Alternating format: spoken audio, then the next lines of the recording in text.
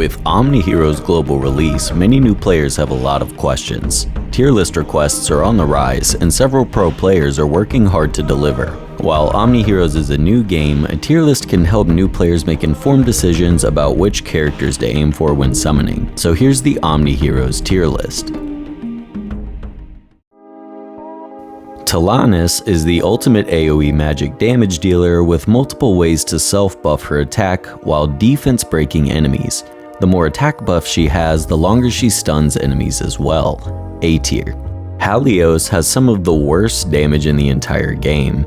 He tries to make up for this by increasing the maximum defense buffs for your team, but only after so many rounds have passed. F tier.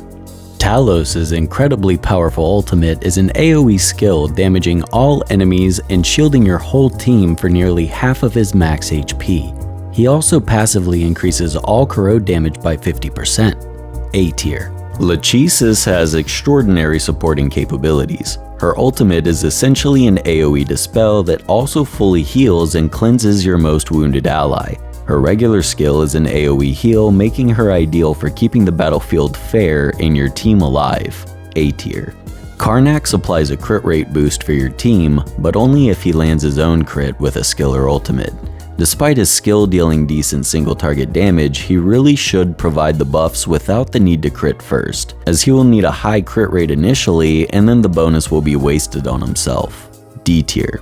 Victoria incrementally increases her own damage and reduces enemy defense. She grants the team a small shield after an enemy dies. She's not the worst, but many units do her job better. C tier. When Eudora dies, she immediately revives with half her HP. Her ultimate strikes 10 times, dealing amazing damage.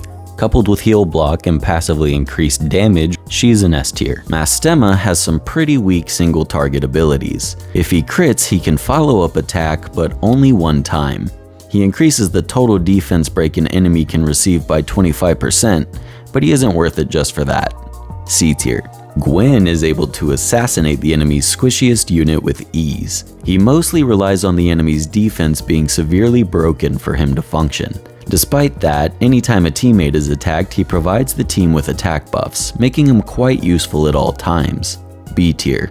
Dullahan has the AoE taunt for those of you looking to perfect your arena defenses. His skill comes with some self-shielding, allowing for decent tankability. B tier. Ayushta boasts one of the most versatile kits available. Her ultimate deals AoE magic damage that strips buffs and confuses two enemies. Confusion by itself turns the fight into a 7v3 for a round, but her skill is just as amazing with an AoE cleanse for your team and damage based on the enemy's max HP.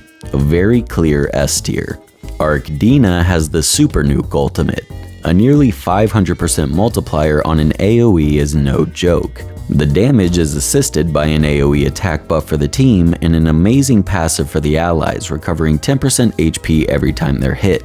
S tier. Makaria can deliver a fatal blow to a single enemy. The multiplier of her ultimate is near 1000 and that's amazing for bosses, but not best in all situations. B tier. Nyx has a 10% chance just to straight up assassinate a single target. Her already powerful abilities have a chance to proc for the highest possible damage in PvP. Even her basic attacks have a chance to activate this ability, putting her in the highest echelon of damage dealing. S tier. Janna is an ideal candidate to carry. The character you usually put all your resources into at the beginning for them to push story for you is your carry, and Janna is perfect for that. She fills an empty team slot with a unit that has 50% of her stats, and she has multiple ways to deal burst AoE. B tier. Themis unfortunately doesn't have the best kit for damage, despite being a dedicated damage dealer. She can perform a small AoE after landing a killing blow with her single target. D tier. Atropos is a simple yet effective attack buffer. She takes reduced damage while supplying multiple attack buffs for the team. B tier. Albert is the backline destroyer, with his kit relying on heavy backline damage. His presence on the battlefield supplies allies with a 30% skill damage buff. B tier.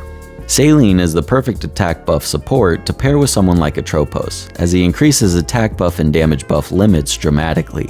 Coupled with a devastating AoE ultimate, he's a powerful hero at all times. A tier. Marlena is useful for reducing enemy healing. There are certain bosses and stages this is certainly useful, but outside those rare instances, she's more like wasted potential. D tier. Katrina takes a little work to build, but once you have a decent chance to crit, she makes your team super tanky by supplying them shields whenever she crits. Her follow-up attacks in general also deal decent crit damage. A tier. Athena's whole shtick is increasing the effectiveness of reflect rate amongst your team. The thing is, the units that usually sport reflect rate don't quite match up to the other damage over time, like corrode. D tier. Dorabella can deal an okay amount of AoE damage. Her skill isn't the best, and her passive proc chance is pretty low at 25%. But all that aside, AoE is always good, and follow-ups are just free damage, so B tier. Merlin is the reflect damage dealer. If you were building a team for reflect, then you would want him on the team. Other than that, there are other better damage dealers. C tier. Elune can give your team a damage boost after they land a killing blow. But after seeing the other buffers on this list, that isn't too impressive. Just like her damage. D tier. Minotaur is the corrode tank, but he actually doubles the stacks of corrode on all enemies with both of his abilities, which are AoEs by the way. Truly an overpowered hero whenever paired with corrode allies. S tier. Marina provides defense breaks to the enemy team's tanks, and has a little bit of reflect in her kit. Other than that, there's really nothing to see here. D tier. The twins, Lily and Leah, are decent enough supports. Their ultimate is a huge AoE shield that also cleanses debuffs. They have healing and increased heal rates, so if you need support, they'll do just fine. A tier. Sylvan is a key player in reflect teams. If you're going the reflect route, you may want to pair her with Merlin to increase the total stacks of active reflect. B tier. Doris is awfully strange, even for a reflect character. Her abilities are pretty weak, but they serve the purpose of building reflect stacks, and after reaching enough stacks, she steals the enemy's heals. Super niche, but still very interesting. C tier. Oz is really good at stacking corrode on a single enemy. He also has a chance to drop a defense break on top of every corrode, making him ideal for corrode boss battles. B tier. Nawi has a kit revolving around attack boosting both herself and allies in the same row. With every attack, she has a 50% chance to unleash a flurry of AoEs. B tier. Ashlyn is a simple but effective healer. All her abilities are for healing allies. An AoE heal on the ultimate and a multi-target heal skill makes her viable, but not meta. C tier. Ellie is an AoE nuke who relies solely on the number of debuffs on the enemies. Of course, with pro strategies like defense break and corrode, she can deal some of the highest damage in the game, with the right setup. A tier. Solomon goes back to that comment I made about taunters running PvP. But with damage like that, Solomon is less of a tank and more like the ultimate bruiser. Self-healing provides the team with even more healing, making him top tier in almost every role. S tier. Emily serves the purpose of adding corrode stacks and really nothing more. Her multipliers aren't bad, but nothing worth noting. C tier.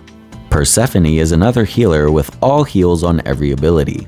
She does give an ally the fortitude buff as a little added bonus, which basically lets them cheat death one time. B tier.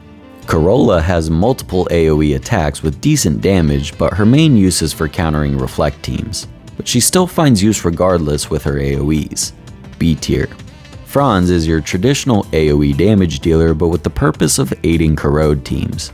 He straight up doubles corrode damage your team deals and adds a fair number of stacks by himself. A tier. Bastet is the god mode hero for corrode teams. Just her presence alone has a chance to double corrode stacks. She employs an ally to attack with her, and then they can ignore shields after a certain number of corrode is reached. S tier. Anubia is the perfect ally for damage dealer cleave teams. She passively grants teammates 10% crit rate and crit damage, and her kit is generally just strong AoE. A tier.